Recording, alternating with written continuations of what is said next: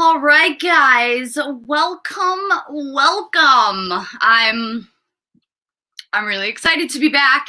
If you guys have been like hanging out for a while, you guys would know that this kind of used to be like, we started off with really just Funko related things, but I thought that we would come back and we start super loud with my live over here. Hey guys, welcome in. I figured to kind of try to make it a more broad of a more broader spectrum. So we are not just going to be focusing on Funko related things. We are going to be focusing on, collector, just all of it, every single inch of it. And again, if you guys have been following me over from when we started on IG, hey guys, welcome. You would have seen, Pop King Paul, Franchise Kicks. We had Nerdy Girl Comics, Toy USA, Bim Toy. It's been great. We've had so many great chats. So I'm really excited about this one because not only is this, one of my favorite subscription boxes, and not just being biased, but we get to talk with the one person that really handles all of the freaking horror. And what better? So before we get started, what do we think of the Collector Anonymous? Kind of like oh my God, I would never make fun of anybody, but kind of a play on the AA meeting type where we all need these things when we start collecting. It's all super important that we have it and we need and waste all of our money on. So this is like a great place to, get to go over all of those crazy collector, itches that we feel. JR is great. We are not chatting with JR today. He is unavailable, but we have Audie. And him being the person that handles the horror, he's the brain that I really want to pick. So we are going to bring him on. I'm super excited. And I hope you guys are too. Let's get it going. Hey guys, welcome in. I finally placed my first order with Zoby. Nice. All right, here we go. We're going to bring on Audie. Let's do it. Hey there. Hey, what's up? Welcome on. Thank you so much for coming on today. Well, I want to say thank you for having me. I've done podcasts before. I do my own podcast channel. That's here nor there. But I've never been on the other end of the spectrum of it. Sure. I would, if I said I wasn't nervous, I'd probably be lying to you. But thank you for having me on. Really appreciate it. No worries. There's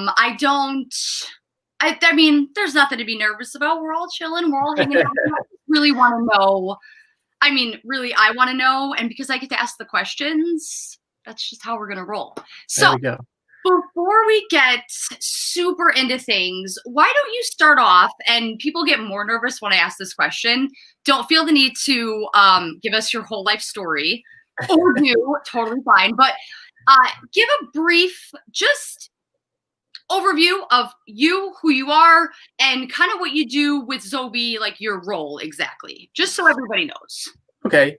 So like what you said, I'm not going to spill the tea on my whole life story, but I've liked horror since I could probably say I was 10 years old. First movie I watched was probably everybody's first horror movie was The Exorcist. For some reason, I think everybody watches that. That's like their first horror movie, and obviously it didn't scare me, and I loved it ever since. But I'm currently serving in the military. I'm not physically at Zoby. I'm stationed in Fort Leonard Wood, Missouri. Everything I do through Zoby is computer. We do our teleconferences, via webcam, such as that. So if anybody asks, "Oh, is that what this is? This is Zoby headquarters?" No, it's not. But a little bit more about me. I don't want to bore you. I'm married, couple kids. I love horror, and I've been. Thank you for your service, by the way. I'm sorry. No, it's thank you for the support. Very brave thing to do. So. I think I do it for obviously country, but the supporters, I do love the supporters of the military. It makes me happy on what I do, you know. So I really appreciate that for supporting me, because, you know, a lot of people back in the, you know, Vietnam era, they didn't get the support that everybody, you know, is what we do today. So thank you. And that's pretty much it. I've been serving 12 years. I'm in Missouri, and I'm the horror guy for ZOBIE. The other jobs that I do, other than just the horror aspect of it, is the V Shout. I do Josh and I, we do the video edits and stuff. A lot of extensive time and work go into that. I've stayed up till 3 and 4 in the morning and had to be up at 5, just crunching away editing videos for customers so they can get them out to them. Oh, yeah, there's a lot to it. Oh, I can imagine. We're gonna. I have like questions about that. Don't worry. And I do customer service. If you go through ZOBIE Instagram, 9 times out of 10 you're going to be talking to me. I try to handle that as much as I can and as fast as I can. A lot of traffic since we've gotten bigger on Instagram. Obviously, that's another job within itself, is just dealing with the customer service. Other aspects other than just the horror box, I do give ideas on the ZOBIE pop culture. Now, I'm not the lead guy on that box, but I do give insight and input. I guess you could say I'm somewhat of an influencer for ZOBIE. I do have a YouTube channel, and everything on it is almost ZOBIE. I do it all as far as just trying to spread the word and customer service. Oh, I get it. You know? Customer service is very important, and a lot of companies, especially the bigger they get, lack customer service because they get so big that they care less about like the few people that may have issues than, and that, you know, that blows up in people's faces sometimes. It does. All right, so I think so many different places. All right, I think we're going to start off with some simple things. So if you could, do you have, I'm sure you have an idea, I don't, but where did ZOBIE, like, how did they come up with the name ZOBIE?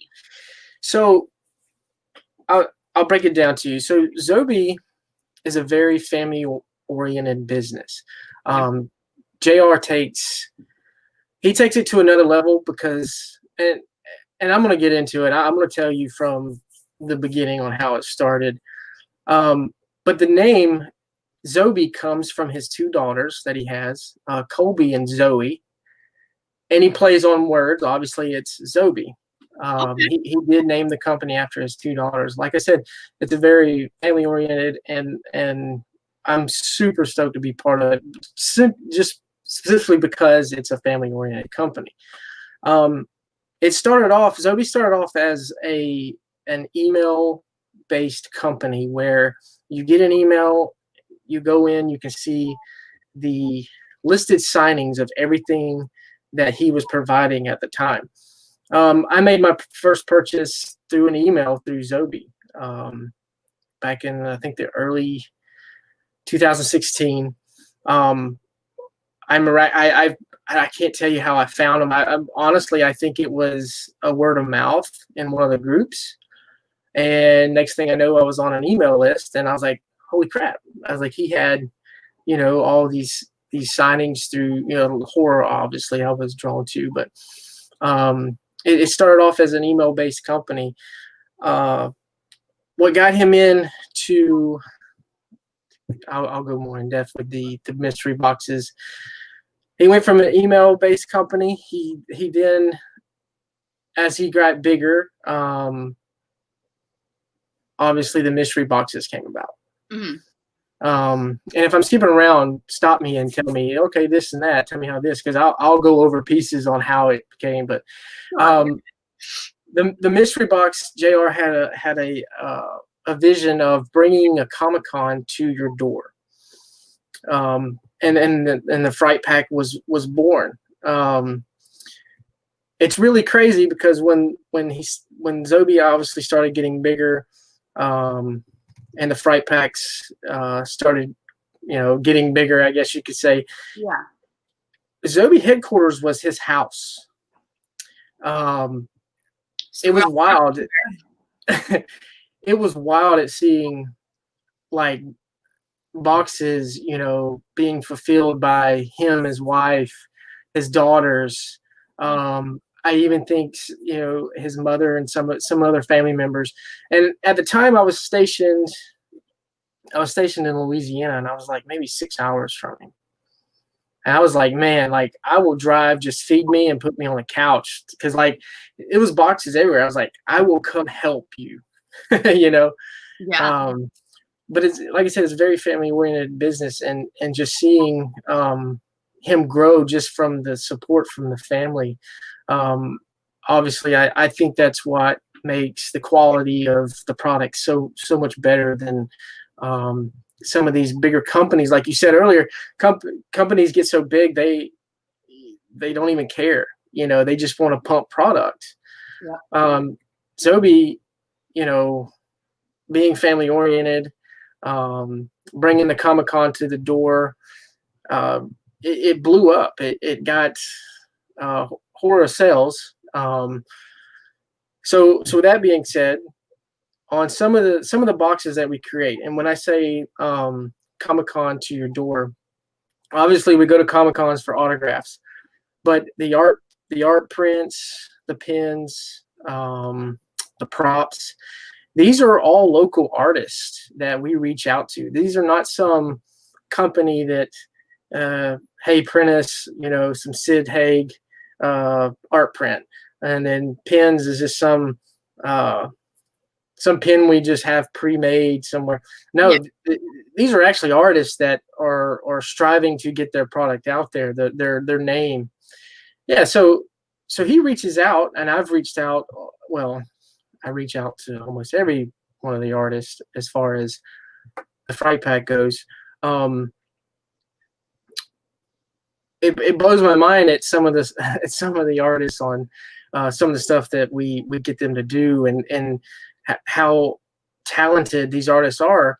Reaching out to them, and it's like, yeah, I would love to put you out there. Like your work is amazing. Like, why ain't you bigger?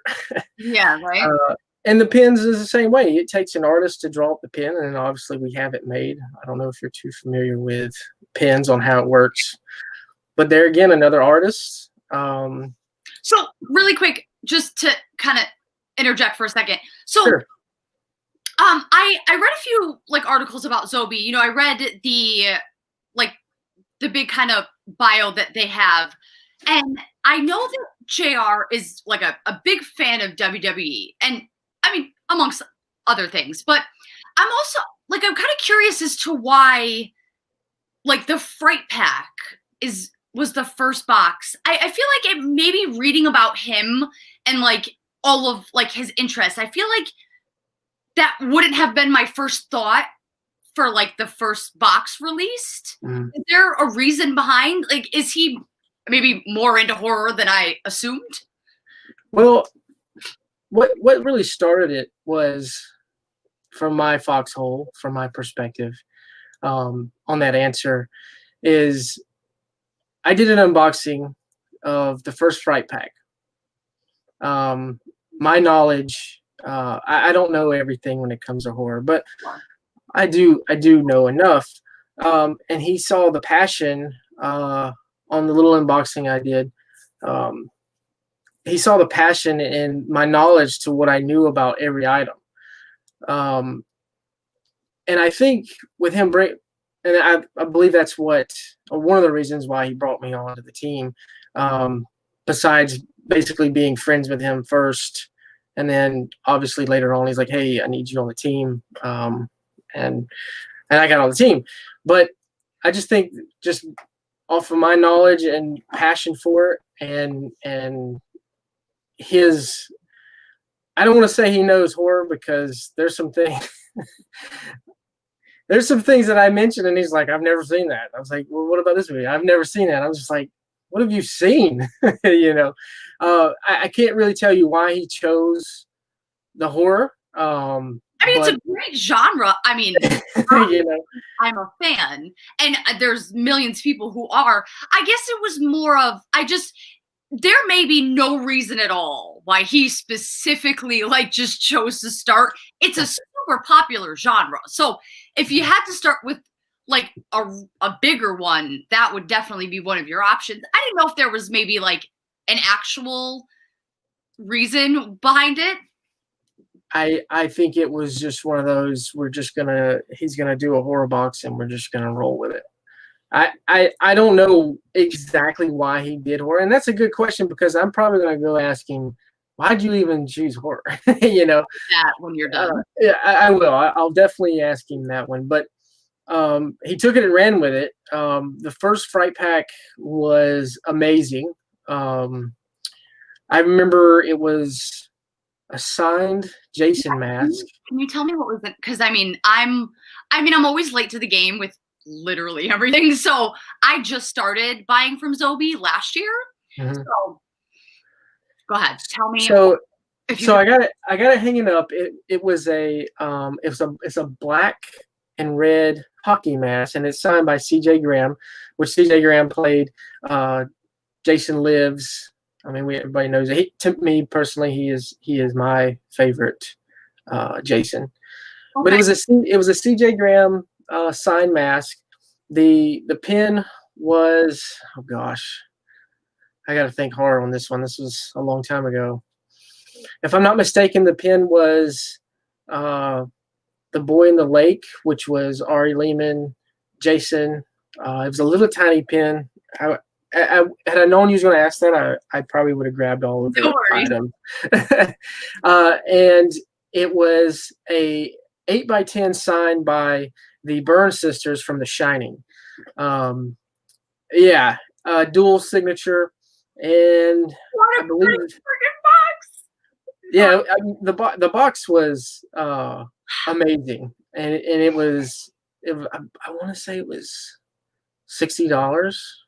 I can't remember, but $60. You've got a signed Jason mask, because at the time, horror in 2016, those Jason masks were going for well over $100. And then the Burns twins at the time, from my foxhole, it seemed like you know, when you did find them or you could find them, it was a dual signature. It costed a lot of money, so you probably got like over $100 worth of product in a $60 box. You know, I think the art print was The Boy in the Lake. God, I can't remember. It was a long time ago. I'm happy to have just gotten that information. Because here I am, I'd probably end up telling you what the fourth Fright Pack was ever, and it would be the first. Or there's so many Fright Packs that I'm trying to think of right now. So Zoby started in 2016. Yes. Right. Okay. So I mean, that's still I can barely remember what happened last week, and the fact that you can remember specific items in a subscription box from 5 years ago is. Sure. I have bad memory. I'm lucky I even remembered that. So, were you part of the team? And I'm guessing you were. Were you part of the team when the kind of loot crate fiasco went down? So when was it NECA was buying them out or something like that, or? Well, so when they had just like had been taking like a year to ship like their boxes, and I mean they lost, and not just them as a company. I mean they lost almost everybody, but just like people who would normally buy maybe those subscription boxes, like it turned a lot of them away from buying any, of just like the fear of that happening again. Like, and so were you around when all that happened? I was. I believe I was on the team when that did happen. Yeah, I mean that's the struggles, I guess, when you're such a large mainstream company like that. I don't know too much detail on why they ended up doing that. I don't know, but yeah, I was there. I was sitting on the sideline watching, as that was unfolding. So I mean, Zoby is, because I mean, Loot Crate is probably just the most significant, but there were a lot of other subscription boxes, like not a lot, but there were a few other ones that kind of just like went down the drain with them. And you guys, amongst maybe like a few others, if that, like less than a handful, like made it out on the other end. So, well, I'll tell you the secret to that. The secret to that is feedback. We as a company listen to the customer, like you. We listen to feedback. We see YouTube videos and comments, and we get emails with people's like, hey, I wasn't happy with this box. You should have done this. You should have done that. And instead of being on the defensive side, we're like, yeah, you're right.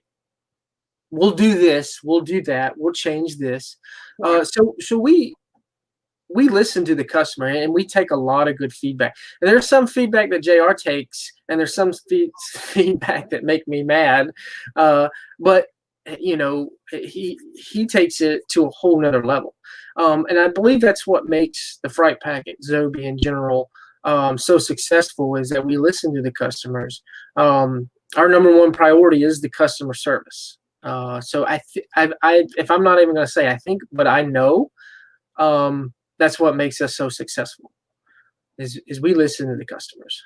Yes. And I mean, everybody, but customers, especially for any company, I mean, customers want to just feel validated. They want to feel like you care about their opinion. It doesn't matter how big you are, because the second that it feels like you don't care is when it feels like you've gone like, corporate, or like on the end of the business spectrum, where it's not, JR, and I'm sure very much prides himself on the whole family oriented, like, whether it be blood, I'm sure all of you guys are just one big family by now, but he prides himself in that. So to feel anything less than like a family, even when you're a customer and purchasing, like, you want to feel taken care of.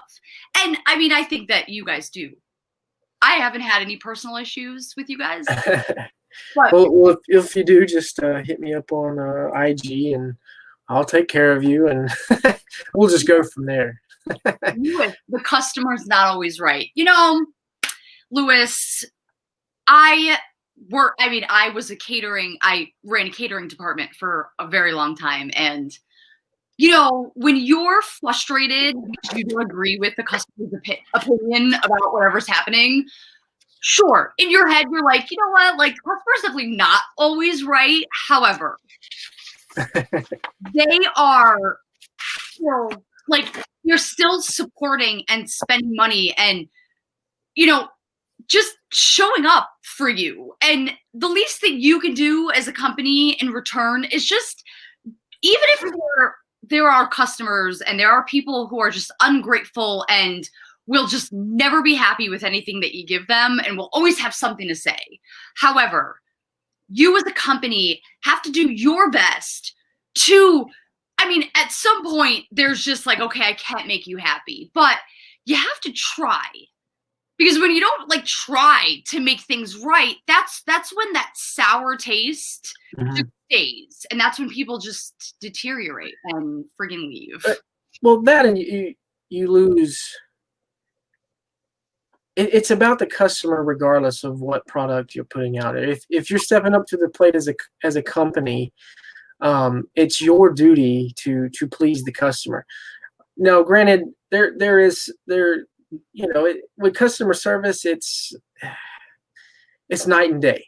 You can please 1 to 1,000 that's never going to be happy, but it's your job and obligation that it's customer service, and customer service, good customer service is what makes companies grow. And it's definitely it's made ZOBIE grow. We strive on our customer service. JR, in our meetings, that's the first topic that we always hear: customer service, customer service. His passion for the collector is unreal. Most bigger corporate company, oh, it's about the money. JR is about the collector. He he's wild when it comes to just molding ideas and sculpting things around what the customer wants. Some of the ideas, I'm just like, wow, I didn't think we could do that. You know what I mean? I was like, holy crap, we just pulled that off. When it comes to like ideas or putting somebody in the box, you know. Yeah. But yeah, it's all about the customer service, and you got to take the bad ones and you have to treat them just as good as you do the good ones. I mean, it's what makes the company strive. I mean, even people in the comments, you know, annoying or not, they're the ones that, like, as annoying as some customers may be, or as unappreciative maybe as how much effort and energy goes into certain things, you know, at the end of the day, those are the people that support you, and you need to make sure that they're happy. And what's the Yep. biggest quote, I feel like, or the biggest just reference to customer service is an unhappy customer tells, or a happy customer tells two friends, and an unhappy customer tells 50. 10. Yeah, 50. You know, so it's Yeah. like, even if it's not as much as even if it's one person that really happy customer tells, that's one person. Like, that's one more person that learns how amazing you guys are. Yeah. So, I mean, really just A+ job, because it's very important, customer service. People underrate it constantly.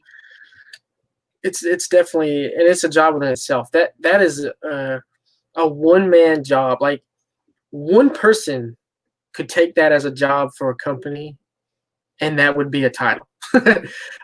Everybody on the team. Hey, JR! I'm sorry, I just looked at the chat. There he is. There's the beautiful Is he on? man that made this all happen. JR, thanks for popping in. But yeah, it's it done threw me off. Sorry.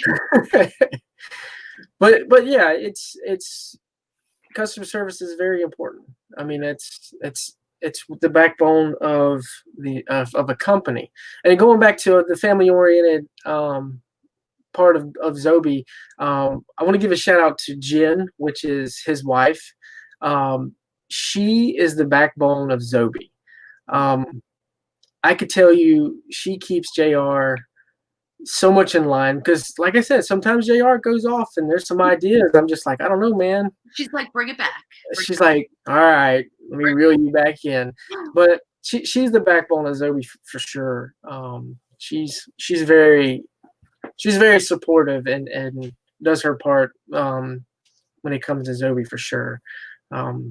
Teamwork, man. Teamwork makes the dream work. And that's what I said. It's family oriented, and that's why, honestly, Zoby is the way Zoby is. It's not some mainstream company.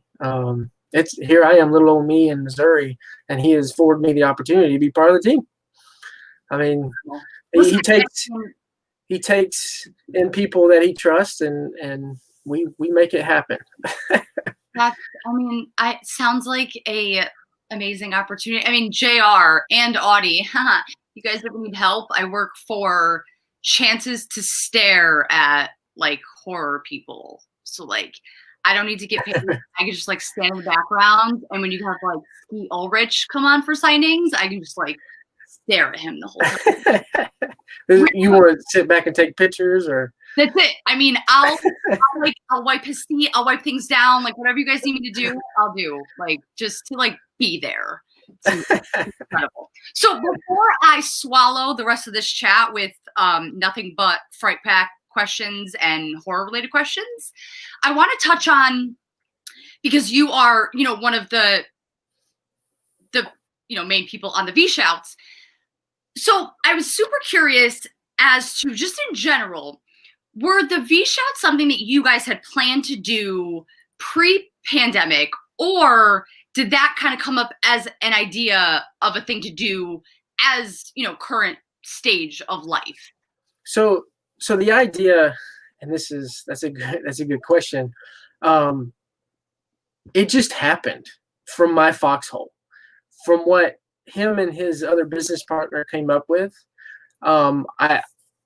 I do believe that the pandemic did, being that Like influence it, kind of. Right, being that Comic-Cons, like all major big Comic-Cons were shutting down. Again, with the Fright Pack, we could bring it to your door, but we couldn't bring the celebrity. So the idea came was like, hey, let's get them to do a shout out on top of signing an item. And that idea was brought, it was just thrown on the team because obviously he was working with his other business partner on it. And I was like, holy crap, that's amazing. And the next thing I know, it went from like hundreds of talent being on the website to over 300 talent of V-Shout, and I'm not gonna obviously I do V-Shout stuff and all that, but the price was unbelievable for a V-Shout. Is it? It's $7.75 for? No, the talent vary. Okay. But at the time, it was like $60 a pop, and it was to have one of your favorite like actors, actresses, whatever it is, like be personally like, hey Johnny, like hope you're having a great day. Here you go. Like what? That's freaking priceless. Right. So, and again, we're literally bringing Comic-Con talent to your door, opposed to just an autograph, pin.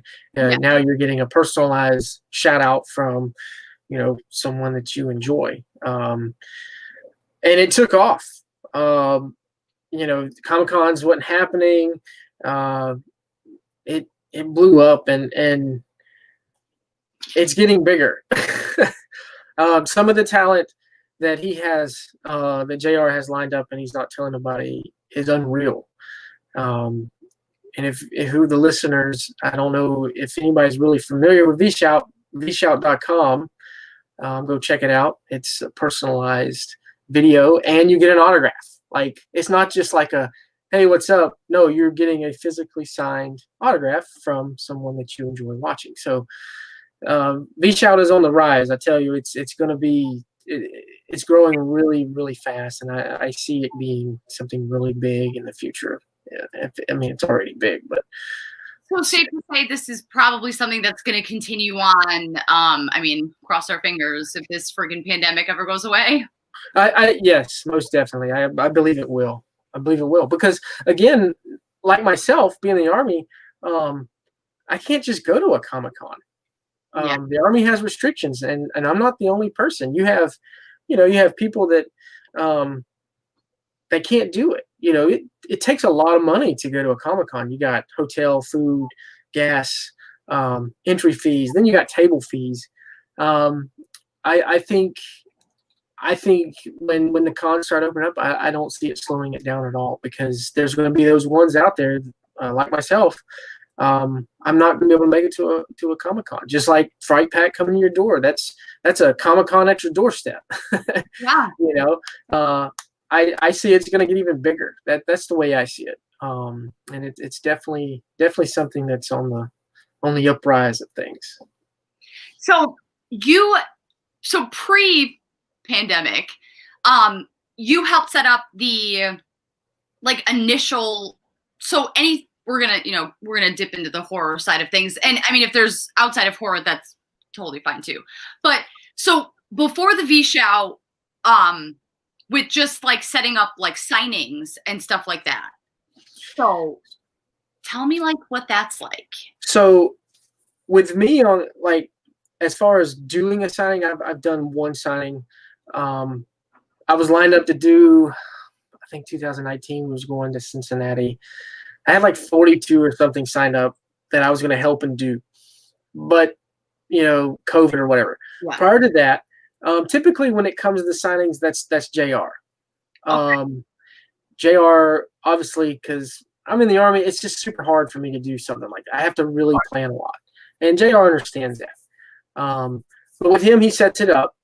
The ideas will generally come from him and I throwing ideas at each other. And again, when I said ideas or something JR just takes and you're like, wow, you made it happen. I've gotten a little cocky sometimes. I'm like, we need to put this person in there. We need to get this signing. And it happens. I'm like, holy crap. So with the signings, that's all JR for now. He coordinates all that. For the ideas, obviously, that's something him and I would bounce off each other. Hey, let's get, for an example, I don't know, let's get CJ Graham, and he makes it happen, and then it just flows like that. I'll present all the themes, all the ideas as far as what shirt design, some of the pin designs.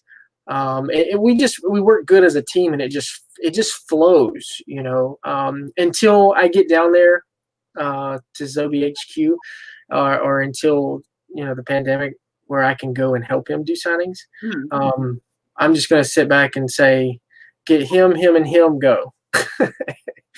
and he makes it happen. Like, he listens. I'm like, holy crap! Like, wasn't ready for that.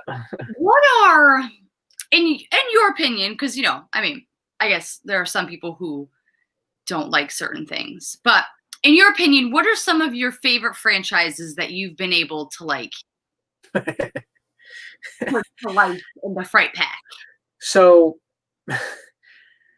I love this movie, and if JR's watching, he's gonna laugh. It's called Basket Case. I don't know if you ever seen it. I think I got the movie right here. Let me just show you this. So this is Basket Case. We threw this idea. This movie is a B-list, the crappiest. Oh, and when I say crappy, it's a crappy good. This movie was horrible. It's so bad. You have to keep watching.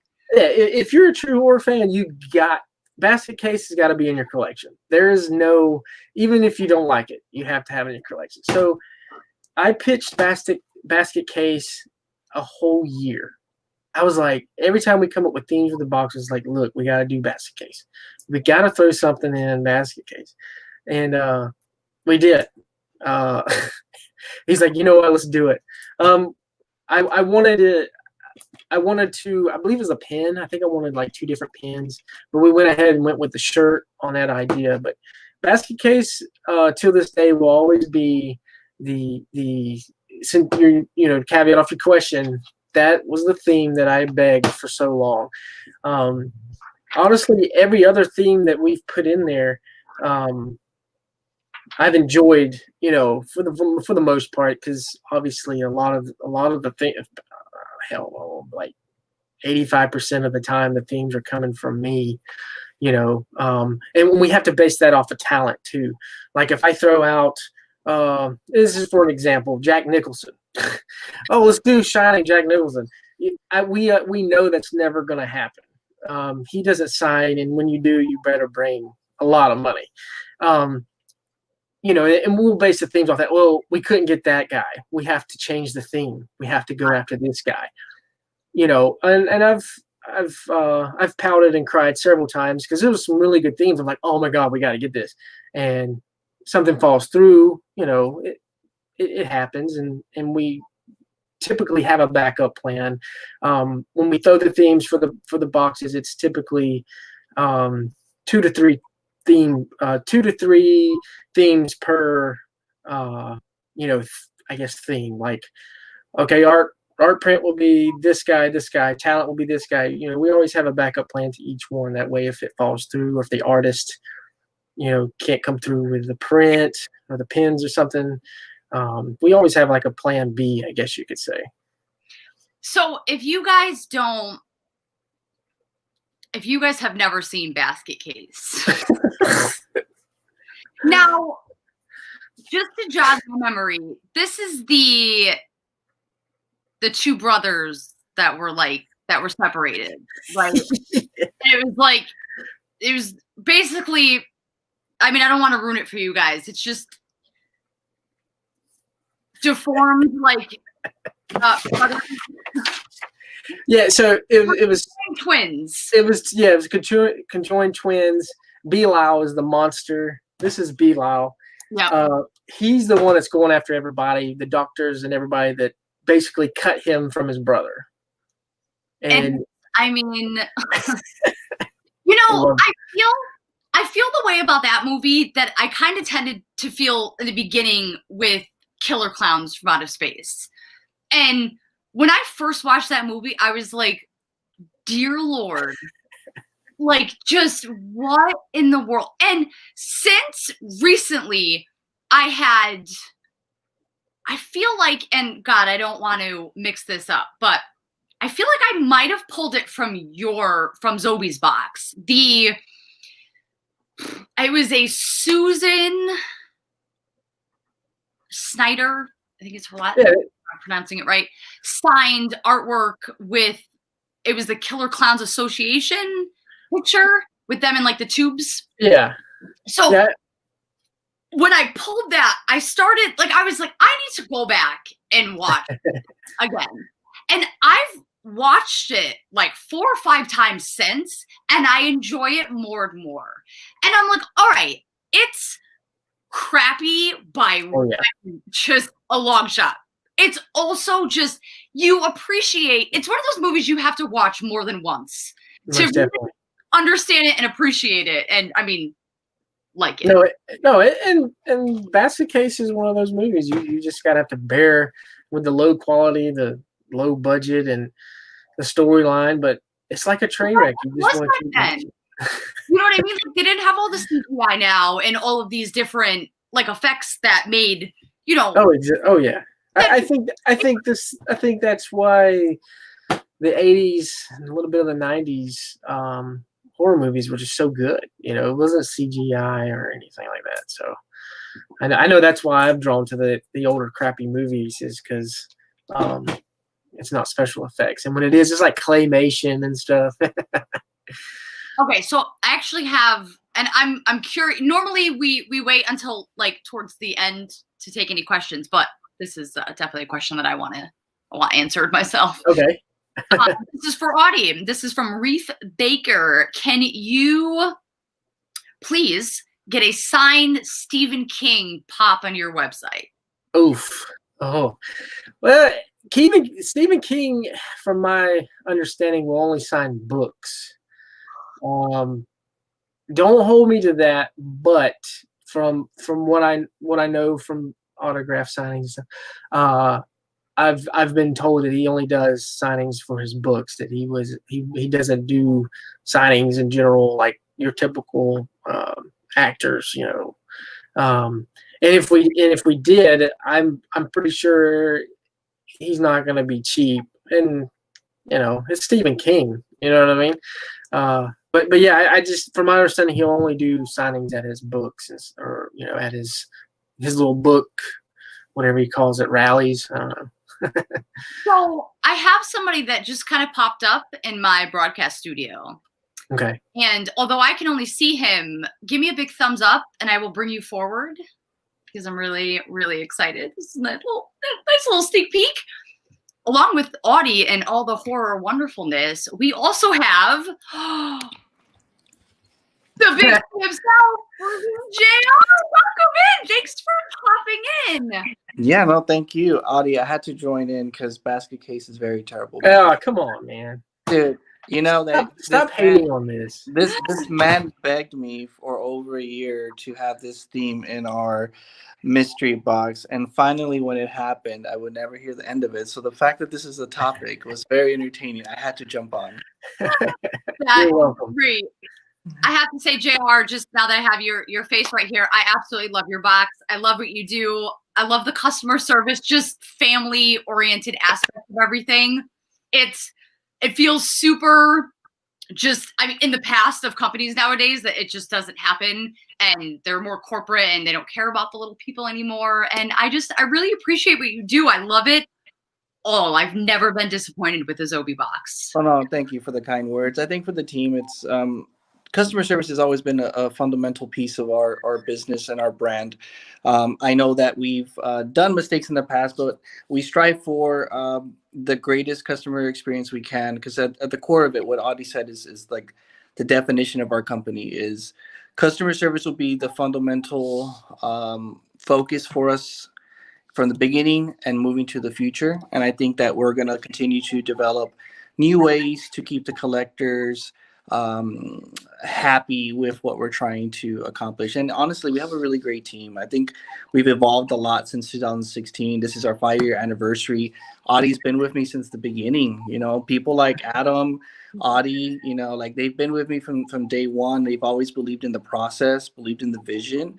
And the Zoby Fright mystery box is what really started it. So I'm really blessed to have guys like Audie and Adam on the team because they've been able to help me. I mean, literally, we were creating fright packs on the floor of my home, you know, just a couple years ago. So it's been a journey, and honestly, we're nothing without the support. You know, I appreciate your support. You've been a supporter from day one, and it means a lot to me. It means a lot to the team, and I think the feedback that we get off of comments on YouTube and Instagram and Facebook messages, and even the personalized emails I get back after every release, I actually read every single one, and I respond to every single one myself. So I really do appreciate it. Awesome. Actually, before if you're gonna disappear for a second, before I even let you go, I have to, so I asked Audie, and again, I didn't expect him to know the full thing of this question. So I had read that you were really into, you know, WWE, and like your uncle kind of got you started in this stuff. I have to ask, why did you start with the Fright Pack? Why was that the first one that you decided to put out? I felt that at the time, a lot of companies were trying to create a horror mystery box, but it wasn't geared towards a collector. I was a fan when I was young, and I felt that when I watched a horror film and I was rushing to Blockbuster and getting those VHS tapes, I knew that I would get in trouble if my mom ever looked at the Blockbuster and saw what I was trying to rent, but it would scare the shit out of me. Can I cuss on here? Am I? I mean, we'll keep it like to shit, I guess. But Okay. So I feel like at the time there was a lot of options, but I wanted to keep a collector mindset at heart and at the focus. If you notice, the autographs are really the centric of our mystery boxes. We build everything off of the autographs because ultimately on a $48 box, it's 48 because if you're a Zoby supporter, 60 if you're not. Getting 2 authentic autographs in the box at $48 with JSA, I think it's providing value right off the bat and compared to going to a Comic-Con. So the box was created because even though there was other options, I wanted to provide an option for collectors.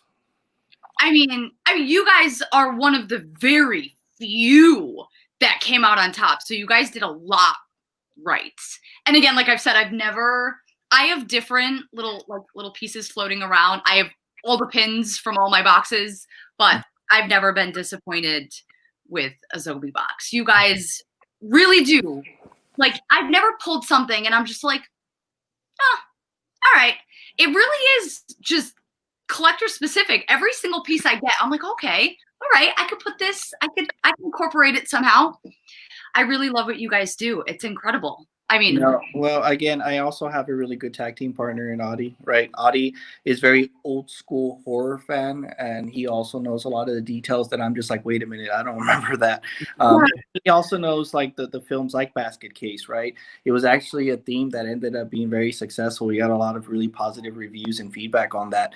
And I think that Audie is the person who really brings that different dynamic, and really when we create a box, you have to have the mindset of in horror, you can't do only the popular themes. You have to be able to give a theme that people maybe aren't exposed to and that they can go back and review with their loved one or their friends in a weekend. And I think that's why Audie's vision comes through with movies like Basket Case.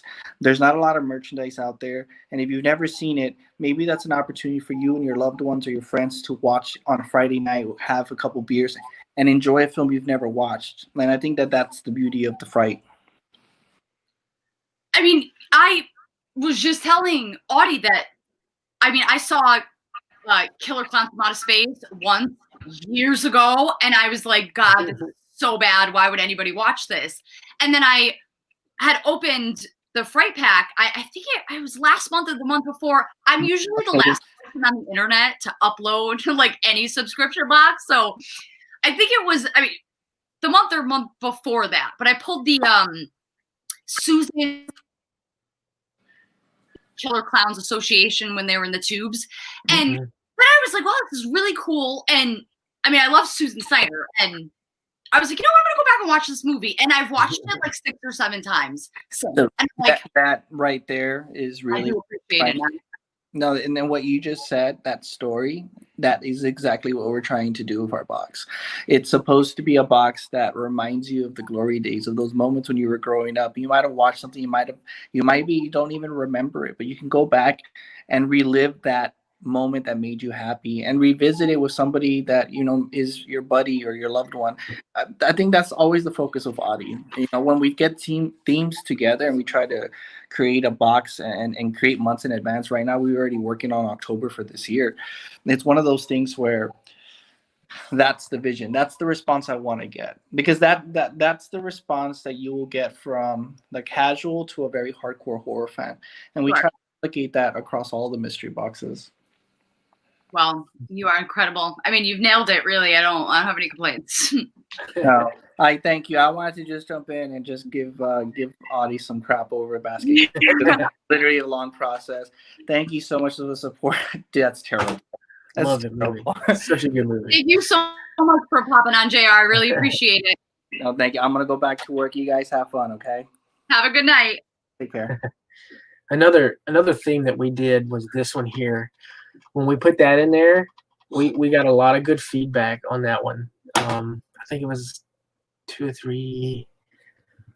I can't even remember, but it was several Fright Packs ago. Pumpkinhead. If you haven't seen Pumpkinhead, you are missing out. I mean, depends on who you ask. I don't. Oh yeah. Pumpkinhead is, again. It's when you watched it, and I mean, I'm 26 years old. I'm not going to pretend I'm alive while all these movies came out, because I definitely was not even a twinkle in anybody's eye. But if you watched it, you know, when you were younger, when there was much less of all that we have now, you would appreciate it a little bit more. Most definitely. I think some of the B-list horror movies and some of the older school are circling around. And when I say this, I talk about Halloween 3. It seems like the more people that hated Halloween 3 when it came out in the 80s love it more now than what it did when it came out. That's the way I look at it. As you know what JR said, some of the ideas we want to spread the love of horror. We don't want to just put your mainstreams, you know, your Freddy Krueger, your Leatherface, you know, your mainstream horror, and every, you know, oh look, again, it's everything has been made of all those guys. I mean, you can find every item made from them. Actually, I love having like horror people on, because the questions that I sit there and like ask myself while I'm watching movies, I get to like ask other people. How do you my first general kind of question, I'll get more specific, but in general, how do you feel about horror remakes? Just as a general. So horror remakes, when I was younger, I'm 36, and I'm not saying I'm that old, but I guess when I was younger, I was one of those guys that was just like, it's crap. They should never touch it. They should never do that. But as I've gotten older, I'm a little bit more open-minded on stuff. For an example, Chucky, the most recent Chucky movie, you know, the digital Chucky. You know what I'm saying? I honestly liked that movie. I liked it because they took it to a whole different. It was like it wasn't your normal. Oh look, a doll. You know, oh he's possessed. They took it. You know, this doll is like, I can control him with my iPhone. You know, it's very up to date, and I think Chucky, they did a really good job on rebooting. A lot of that movie got a lot of hate. As I've gotten older, I don't mind the remakes and the reboots, honestly, because I know I can always go back to the old one. You know, it won't change my mind. Like I love the old Chucky, don't get me wrong, but the new remake, and I'm stuck on Chucky because when you said that it immediately, you know, they took that movie to a different level. I don't mind remake. I don't mind the remakes at all. I try to be open minded with it, especially with someone who does create themes for boxes. I can't hate it. I have to tune myself around the whole audience, because not everybody hated that movie. You know, not a lot of people like Basket Case, other than I know JR doesn't, but you know, I have to be open minded on certain things. I can't, you know, and that's just me. And I've gotten older. That's me just getting older. You know. You know, there are so I'm a little. I don't say that I hate remakes. I am less impressed as more and more remakes come out, because it just, to me, it's like, okay, like, I feel like a lot of it is maybe not, like, we can't come up with anything, so let's just remake something old and, like, come up with, like, little things to tweak in there. So, although some are not bad, which, I mean, Audie, you're great, but I share no similar opinion in Chucky. He's actually, I moved. He's all the way. If I can't, nope, there he is. There he is. So Chucky was the first movie that I ever saw, horror related. I was 5 or 6 years old, standing behind like those old like kitchen wooden chairs with like the poles in the back. I was like standing there watching Chucky or Child's Play through like a chair, and I wasn't supposed to be, but I was just sitting there. And I mean, from there, so let me tell you just really quickly why I didn't like that movie. So, and I mean, didn't like is not enough. I don't hate many things, but I really, so a couple points.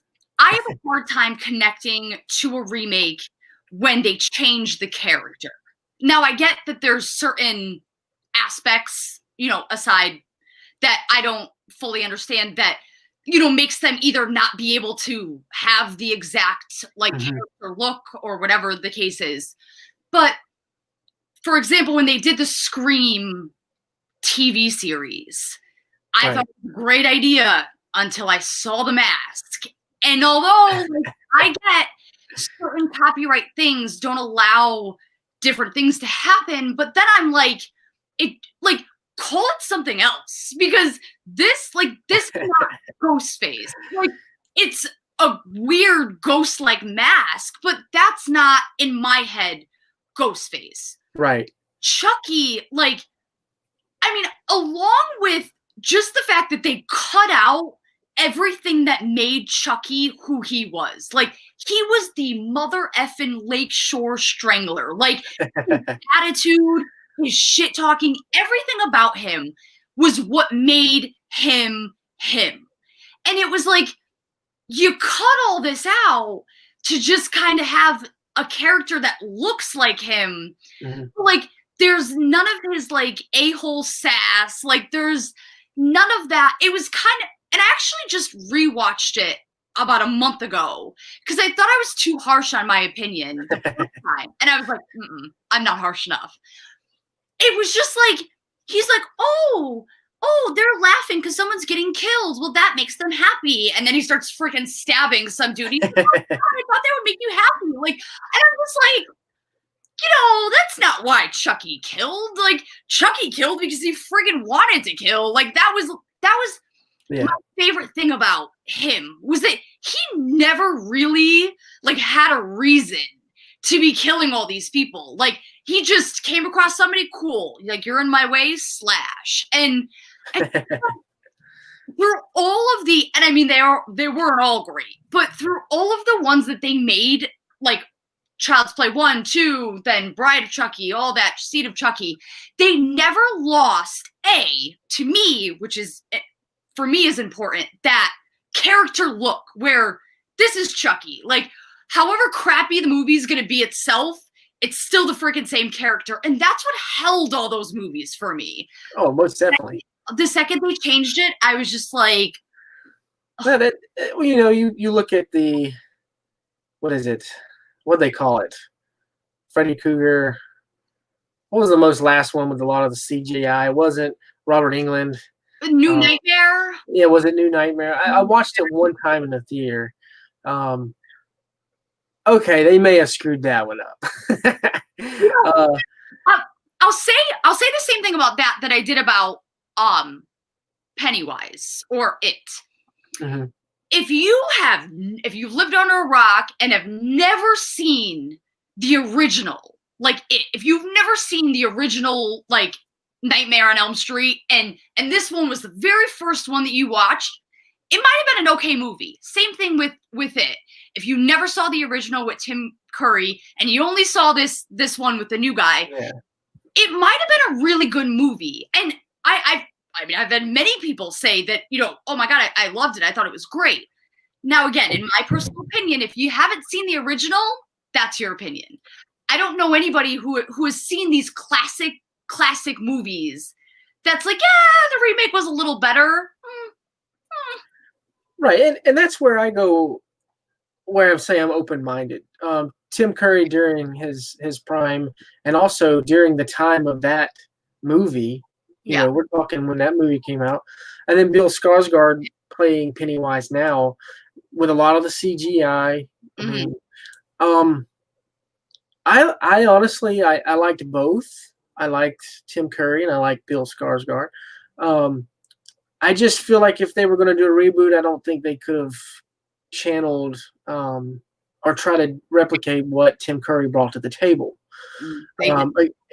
I know, and a lot of people, a lot of horror people, I see it because we sell, a lot of the It Pops and stuff. There's a big following on that. I think both movies were good. And the reason why you got the original, no one's never going to change that. You'll never be able to replicate that. Much like Doug Bradley playing Pinhead. That Paul Taylor? He did the new was it Hellraiser? I can't remember the name. We had it in a Fright pack. Again, it wasn't Doug Bradley. Honestly, the most recent Hellraiser was so good up to the last middle part of the movie, and they just lost me. It was like, this is garbage. They were doing so good. And then again, the storylines, and that comes back to reboots. I think when people try to tailor it and just try to run with it and switch it up, people like you and I that are old school are like, damn. I think the only movie that remake, reboot that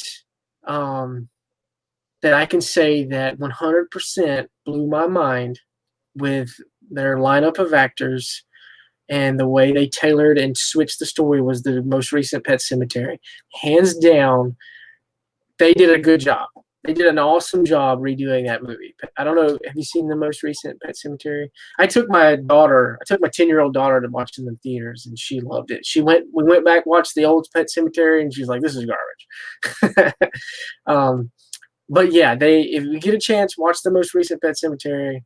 If you've seen the old one, watch the old one first. So it had been years since I had watched Pet Sematary, and then I was sitting, usually for like a 4-day stretch, I'm sitting at my laptop, and I have just horror movies on rotate that'll play through like my Fire Stick, and Pet Sematary was on, and I looked up right at the moment where Gage was about to get hit by the truck, and then I had to like restart it, and I watched the whole movie through again. And I have not seen the remake whatsoever, but you gotta watch it. I'm telling you, you need to watch it and shoot me a DM on IG. I'm telling you now, I feel like you would love, because what they do in that movie, it blew my mind. Because I'm in the theaters, and I'm not going to give any spoilers. I'm in the theaters with my daughter. My daughter loves horror, and I know because the movie is almost like the old one to the T. And when I was like, yeah, this right here, and then it didn't happen, I was like, and she was like, Dad, I was like, wasn't expecting that. Never mind. Yeah, when you watch it, you need to watch that. Like, I'm gonna give you a mission. You gotta watch it. You need to hit me up and let me know what you think of it, because it's gonna blow your mind. That's me personally, but again, I'm open-minded to many other things. Just for the simple fact that I can't be stuck on something that I know no one will ever make the original the best. no one will ever be able to make Ghostbusters the first one. No one will ever replicate. You know what I mean? It's just some movies. I'm with you when it comes to certain movies. They shouldn't even touch. Now, 100%. the one movie that I can really tell you that I confidently enjoyed more than the original was Rob Zombie's Halloween. And I'll tell you why. Now, I mean, Michael Myers' mask has fluctuated and kind of changed up a bit throughout the movies. Mm-hmm. For the most part, he's always had that white, like, face. I forgot. What was the initial person that mask was of? So the rumor is, and I don't know if it's... It was I don't know if it was ever, like, for sure, but it was a rumor that it wasn't a president, was it? No, it was... Oh, God, if you wouldn't have said anything, I'd be able to tell you. Right? Somebody in the comments, please say something. They said that mask was after. I almost said David Hasselhoff, but it wasn't. It was, God, he played in Star Trek. God, what was his name? Yeah, I know. God, if you wouldn't have said anything, I would remember to tell you. Somebody in the comments, I'm sure, will probably bring it up. I mean, I'm going to Google it after anyways, if you don't. God, William Shatner. Yes, William Shatner. I knew William Shatner. So apparently it was the mold after him. I don't know it because I've seen it in forums, and I've seen YouTube and how I don't know the true, but if you do compare the two, you're like, yeah, that kind of does look like William. It's so I don't know. The reason that I kind of enjoyed, and this is the reason why I can't, as hard as I try, I can't get behind Terrifier, Art the Clown. Oh my God, thank you. I have such a hard time connecting to characters that there's absolutely just no backstory on. And to me, the original Halloween, like the first 3 minutes, you're seeing it through the mask, and you see him like kill, and then he takes the mask off. He's standing outside with the knife, and then his two what look like regular Joe parents come up like, Michael, are you okay? And then it's this whole long thing of how now he's this big, just like serial killer. Like there's no backstory into his life, and not that it had to be, because I feel like serial killing it's more chemicals in your brain than like your environment being brought up, but. Like Rob Zombie's, while keeping like that look of the mask and keeping him still looking like Michael Myers, it just allowed, and although that may not have been the story that they were going with, it just allowed you to get to know like the freaking killer that you've seen 8 movies about. Like it gave you a little bit of background into like what his life was like, and like what kind of led up to, the animal killing, all of that, like little aggression stuff, into like turning around, like why he's hunting down these specific people, why he's killing whatever. Now, Art is the man, Dan. Oh my God. There is, and you can fight me all you want on this, guys. There's no storyline, nothing. He shows up. The 2 main characters that you feel like are going to be the main characters are killed within the first 15 minutes. And then it's just it's not planned, and there's no story to him. Who, what, where, when, and why. He shows up, creepy, just starts killing. And I mean, not for nothing, my IG audience requested that I watch that video, not letting me know as a female that this chick gets sawed in half with a handsaw from her genitals to the tip of her head, starting with that air, like the pure, just like, feeling that you get in your body. But there was, at the end of the movie, I was like, I could not answer my own questions. And then somebody was like, go back and watch All Hallows Eve. I watched that too. Like, in the very small part that I feel like I might have got was he's just not from Earth. Is that all you're gonna give me? He's just, I mean, obviously he blew his head off and he didn't die. So he's clearly not like a human. But what? Where? Why? Like, why is this happening? And there's just no backstory. I can't, like, I try so hard and I can't get into him. So I hate that movie. That movie's garbage. Terrifier is the worst movie ever. I would say Basket Case is probably 10 times better than Terrifier. I could not get behind that movie. I hated it. It's garbage. So I'm with you. I feel you. It's a pointless movie. It should have never been made. And I don't know who all was watching, but you hit it on the head. When you brought up Terrifier, I mean, I could go all day long on how much I hate that movie. And there's other things behind it too. I'm not going to bring up, I'm not going to say, but I hate Art the Clown. I'm gonna bite my tongue. But yes, it's garbage. I agree with you. Should have never made that movie. All right, so now that I like have, I mean, completely gone just into the horror. We are now over past an hour.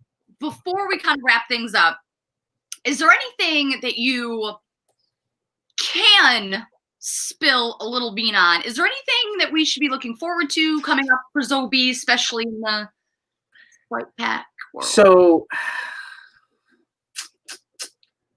even like one bean or two is fine.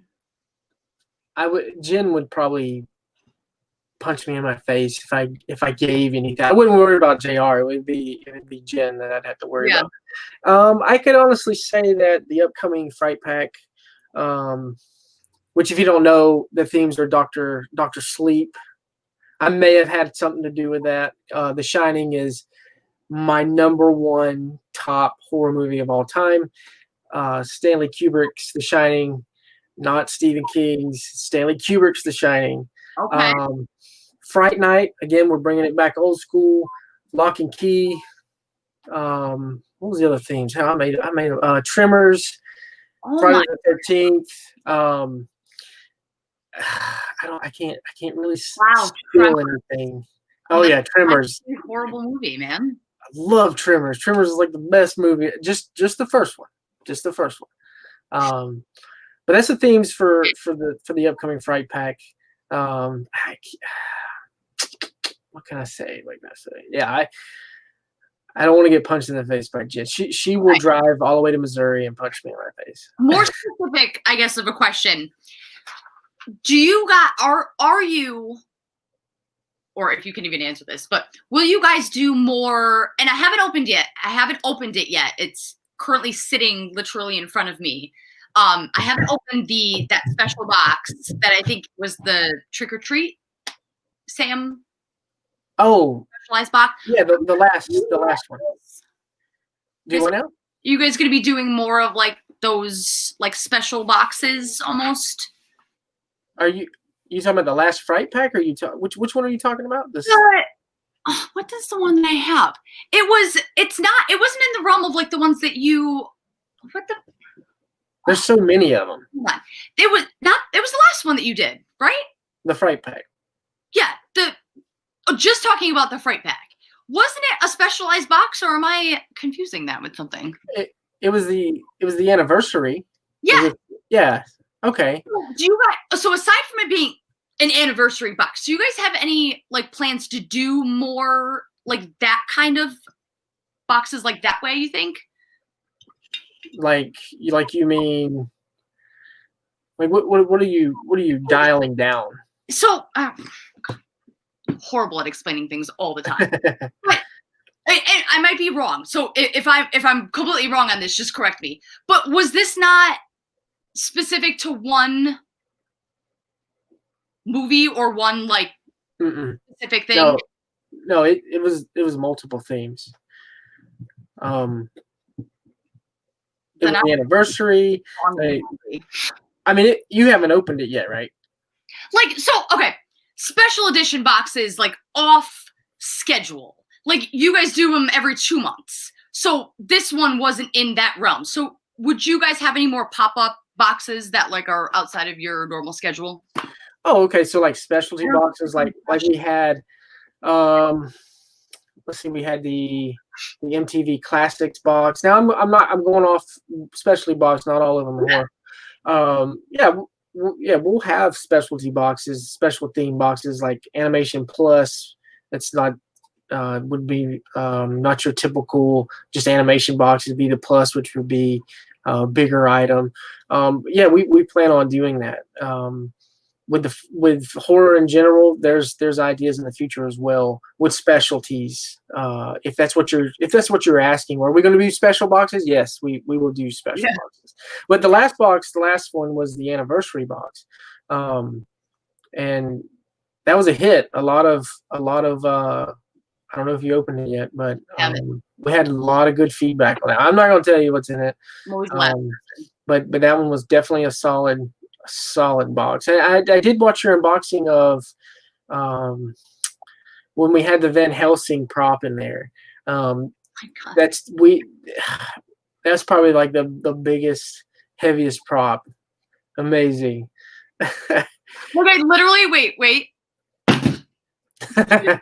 It is, I mean, easily like maybe like half a pound to like a pound. Like this thing. Yeah. And I was like, this isn't dangerous because it like, but like if I needed to beat somebody over the friggin' just fine job. Most definitely. But yeah, as far as specialty boxes, yes, we have some stuff planned in the future. I know you're a Funko Pop collector. I am too, as you can see. I have a love-hate relationship. We all do. Be on the lookout for boxes in the future that eventually will have a pop. We try to gear the boxes around the pop collector and obviously a print and a prop. We can't do all pops because it's like a 50-50 collector. You got your pop collectors and then you don't. You got people that just freaking flat out hate them. Yeah. But we try to gear it to everybody. Like this month will be a pop, next month will be a print, a prop. But yeah, look forward in the future. I'm sure we'll have something that's gonna blow your mind again. Yeah. You guys often blow my mind with what you put in there. And now also, real quick, I know you want to cut it. For all the listeners out there, if you want to stay in tune with some of the stuff, the best way to do it is go to the website, sign up, and get on the email list. The email is like the golden ticket. You will almost, and when I say almost, which I'm going to say this, you will get information quicker from the email list than what you do on some of the IG, the Facebook, the collectors community. You're going to get informed on things and probably get a little bit more than what you would with me posting something on IG. So I suggest if you want to keep up with certain signings, fright packs, specialty boxes, and what you what you mentioned, the email list, go sign up for it. I'm telling you, you will get solid information. JR, that's his baby. His email is his baby's.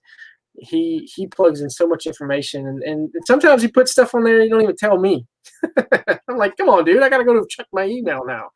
But yeah, definitely go sign up, shopzobie.com, get on that email list, and it will definitely give you insight on everything. We have a Zoby auction house, we have the Zoby eBay, the V Shout. We have V Shouts on Shop Zoby, even though Shop Zoby is. Can you quickly?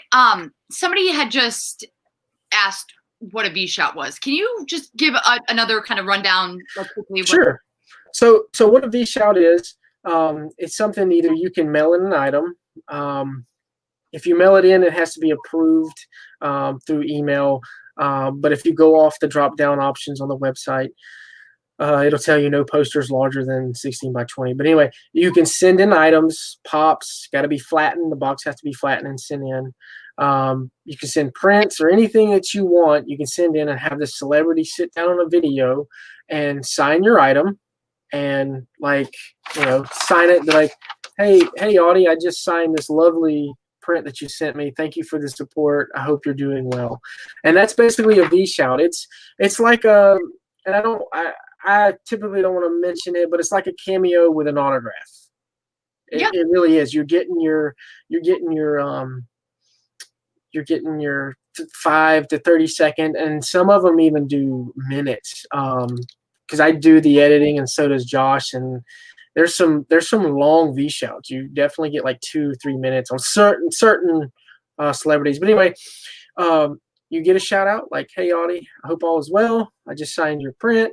You have the option to either have it JSA authenticated or the Zoby authentication, and it gets sent back to you. And keep in mind, it is a turnaround.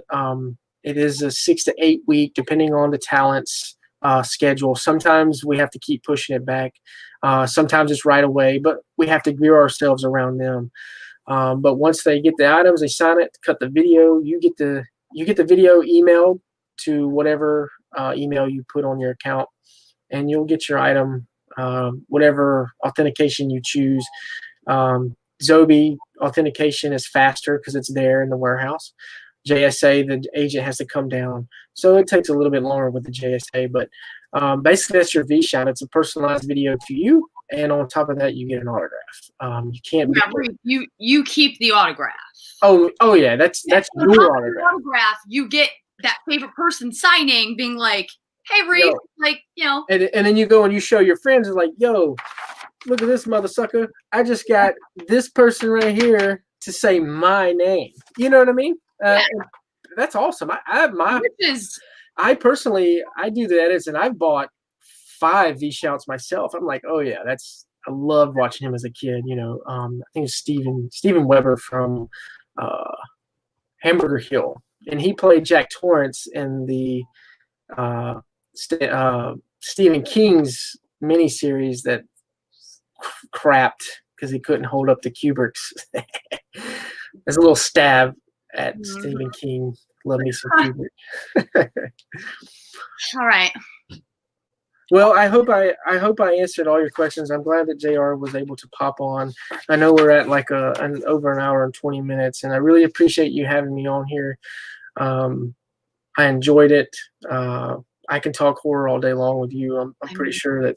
I mean, we'd probably run into 3 hours. Don't you worry. You stay tuned for like when we circle back around Halloween time. So. Yeah. Oh yeah, most definitely Halloween. And keep in mind that every fright pack that we do during the Halloween, we try to put Halloween in it. I don't know if you ever noticed that. Go back and look at some of the older. Every one at least theme will be a Halloween theme every time. Matter if it's the autograph or it's the pin, you're going to get a Halloween theme. So, wait, was this one of the pins? Yes. Yeah. Yep. And we've had several autographs from the movies as well, from other. Yeah. I can't remember his name. There's so many of them. Really?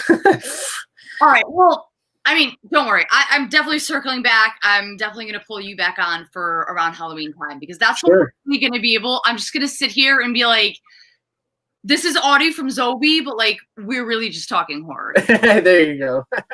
Thank you so much, Audie, for taking the time out of your night tonight to come on and chat with us. It's been a pleasure. I really appreciate it. Thank you for reaching out. Feel free to reach out on IG if you have any other questions. And whoever's obviously listening or watching or will watch, feel free to contact us through all the outlets if you have any trouble, anything that you've ever ordered from us. We will gladly take care of you. Trust me. Audie, Zoby with the customer service, all these guys, they're here to help, here to take care of you, make sure you're happy. All right. Thank you so much, Audie. Have a wonderful rest of your night, and we will touch base soon. Oh, awesome. Sounds good. Bye. Bye.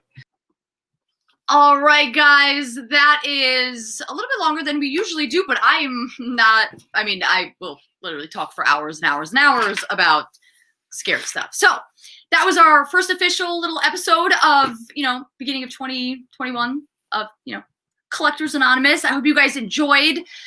And we have like a lot of stuff coming up. Stay tuned. If you're not following me over on IG, House of 1,000 Pops, I will have all of the upcoming guests for the rest of January posted this week.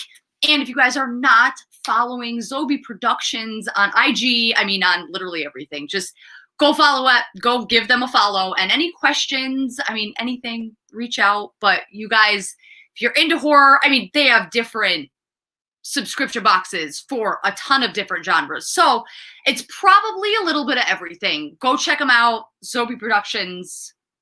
They are absolutely amazing. I love their boxes. And stay tuned, because probably beginning of next week, I'm going to have my video up that I usually do with Zoby versus the BAM box. So I'm excited to do that one, especially because this is the anniversary one. But I love you guys so much. Thank you guys for coming and hanging out and, you know, supporting as usual. Stay tuned for next week. Reef, I'm sorry. Comments are coming through. My love. Feel free to reach out. I'm sure that he would be, you know, willing to answer that question. The Jason Bomb, how much will something like that be? I'm not sure. Audie might know, but I mean, send him a message. Send Zoby a message. She might be able to answer that for you. But I love you guys so much. Thank you for being here, and I will see you guys next Wednesday.